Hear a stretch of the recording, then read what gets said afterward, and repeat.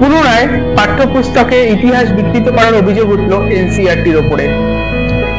নতুন পাঠ্যপুস্তকে ভারতীয় সমাজের বর্ণনায় বেদের উল্লেখ থাকলেও কোথাও উল্লেখ করা হয়নি জাতি প্রথা এবং বর্ণ প্রথার। এছাড়াও নারী ও শূদ্রদের যে বেদ পাঠের কোনো অনুমতি ছিল না তারও কোনো উল্লেখ করা হয়নি নতুন পাঠ্যপুস্তকে।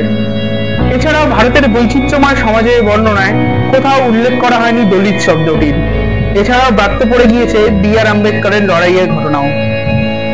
নতুন পাঠ্যপুস্তক থেকে আরো বাদ দিয়ে দেওয়া হয় চন্দ্রগুপ্ত মৌর্য, অর্থশাস্ত্র, চাণক্য, পল্লব বংশ, চালুক্য বংশ এবং কুতুব মিনারের কথাও।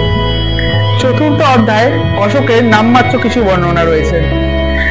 এছাড়াও নতুন পাঠ্যক্রমে ভূগোলের বিভাগে পৃথিবীর ভৌগোলিক স্থানাঙ্ক পরিচয়ের যে অধ্যায়টি রয়েছে সেখানে বলা হয়েছে যে গ্রিনিচ মধ্যরেখার বহু আগে ভারতের নিজস্ব একটি মধ্যরেখা ছিল এবং এই মধ্যরেখাটি অবস্থান করত ভারতের উজ্জয়িনী শহরের ঠিক ওপরে।